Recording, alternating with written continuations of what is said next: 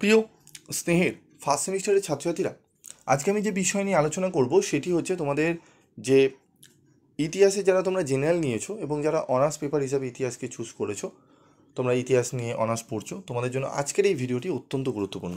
কারণ আজকের এই ভিডিওতে আমি একটি গুরুত্বপূর্ণ প্রশ্নের উত্তর সহ আলোচনা করতে চলেছি। এবং তোমাদের এই সাবজেক্টে যাদের কনফিউশন রয়েছে কি বই কিনবো, স্যার আমরা কিভাবে পড়বো, যদি একটু গাইড করেন, তো সমস্ত গাইড তোমরা পাবে। এবং আমাদের কিন্তু ইতিহাসের যে সাজেশানগুলো দেওয়া হয় সেগুলো কিন্তু 100% কমনযোগ্য সাজেশান দেওয়া হয়। এবং উত্তরের কোয়ালিটি তিন রকমভাবে করা হয়। অনার্সের ছাত্রছাত্রীদের জন্য আলাদা নোটস, যারা জেনারেল নিয়েছে বা মাইনর হিসাবে পড়ছে তাদের জন্য আলাদা নোটস, এবং যারা একটু কাজকর্ম করে, কম সময় দিতে পারে পড়াশোনায়, কাজের সাথে সাথে তারা পড়াশোনা করে, তাদের জন্য আলাদা করে নোটস তৈরি করা হয়। কারণ তারা বেশি পড়তে চায়, মানে পারে না সময়ের অভাবে। তারা বলে যে স্যার আপনি মোটামুটি এমনভাবে উত্তরগুলো করে দিন সোজা সরল। আমি সেগুলোকে, ওরা আগে করতো কি, যে বলতো স্যার আমি শুধু পাস মার্কটুকু তুলতে চাই। তো সেখান থেকে আমি তাদের বলি যে তোমরাও কিন্তু 60% নাম্বার তুলতে পারো, যারা কাজকর্ম করে পড়াশোনা করছো, সময় খুব কম দিতে পারছো, তোমরাও পারবে। তার জন্য আমি করি কি, উত্তরের কোয়ালিটিটা এমনভাবে তৈরি করি যাতে তারা 4টে প্রশ্নের জায়গায় 6-7টা প্রশ্ন পড়ে নিতে পারে একই টাইমের মধ্যে, এবং উত্তরগুলো মনে রাখতেও সুবিধা হয়, এবং লিখলেও খুব ভালো নাম্বার পাওয়া যায়। এই জিনিসগুলোকে করে থাকি।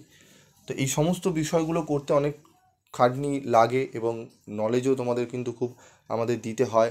যারা প্রফেশন আমাদের সঙ্গে যুক্ত রয়েছেন তাদেরকে আমি রিকোয়েস্ট করি, চেষ্টা করি অত্যন্ত কম রেমুনারেশনে যাতে তারা করে দেন। আমার নিজের থেকেও আমি পয়সা অনেক সময় খরচ করে আমি তোমাদের জন্য করি। তো তোমরা যদি এগুলো নিতে চাও, তোমরা পিভি স্টাডি ক্লাসের থেকে কম টাকায় কোয়ালিটির নোটস তোমরা কোনো জায়গায় পাবে না। তোমরা চাইলে 10 জায়গায় তোমরা চেক করে নিয়ে তারপর তুমি পিভি স্টাডি ক্লাসের নোটস নিতে পারো, দেখলে তোমরা বুঝতে পারবে। ঠিক আছে? তো চলো, আমাদের আজকের প্রশ্ন হচ্ছে সঙ্গম সাহিত্য বলতে কী বোঝো, দক্ষিণ ভারতের সংস্কৃতির ওপর এর প্রভাব কী ছিল।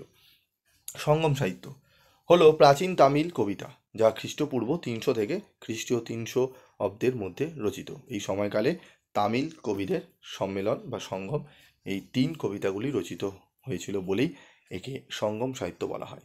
সঙ্গম সাহিত্য প্রাচীন দক্ষিণ ভারতের সংস্কৃতি, সমাজ ও রাজনীতির একটি গুরুত্বপূর্ণ দলিল। সঙ্গম সাহিত্যের বৈশিষ্ট্য: ধর্মনিরপেক্ষতা। সঙ্গম সাহিত্য মূলত ধর্মনিরপেক্ষ। এখানে দেবদেবীর চেয়ে মানুষের জীবনযাত্রা, প্রেম, বীরত্ব ও প্রকৃতির বর্ণনা বেশি প্রাধান্য পেয়েছে। প্রেম ও বীরত্ব, এই সাহিত্যের প্রধান বিষয়বস্তু ছিল প্রেম ও বীরত্ব। ঠিক আছে?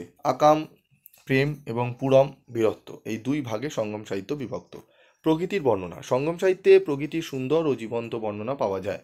বিভিন্ন শ্রেণীর কবি, সমাজের বিভিন্ন শ্রেণীর মানুষ এই সাহিত্য রচনা করেছেন। দক্ষিণ ভারতের সংস্কৃতির ওপর সঙ্গম সাহিত্যের প্রভাব।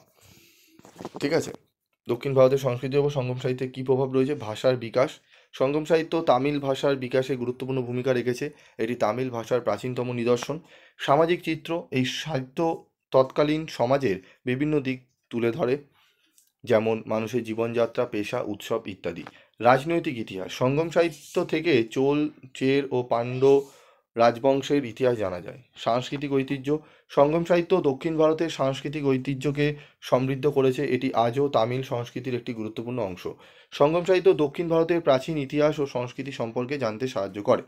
দক্ষিণ ভারতের সংস্কৃতির ওপর সঙ্গম সাহিত্যের প্রভাব: প্রথমে রয়েছে ভাষা ও সাহিত্য বিকাশ। ঠিক আছে, এটি রয়েছে। ওর সাথে আরেকভাবে লেখা যায় এই প্রশ্ন উত্তরগুলো, ঐতিহাসিক দলিল। ঠিক আছে? তারপর রয়েছে দেখো, সমাজ ও নারীর অবস্থান, ধর্ম ও বিশ্বাস। সঙ্গম সাহিত্যে তৎকালীন দক্ষিণ ভারতের ধর্মীয় বিশ্বাস, প্রকৃতি, পূজা, দেবদেবীর প্রতি শ্রদ্ধা এবং আধ্যাত্মিকতার নানা দিক উঠে এসেছে, যা আজও দক্ষিণ ভারতীয় সংস্কৃতির অবিচ্ছেদ্য অংশ। শিল্প ও সঙ্গীত: সঙ্গম সাহিত্যের কবিতাগুলিতে সঙ্গীত ও নৃত্যের উল্লেখ পাওয়া যায়, যা থেকে বোঝা যায় দক্ষিণ ভারতের প্রাচীন সঙ্গীত ও নৃত্যকলা কেমন ছিল। ঠিক আছে?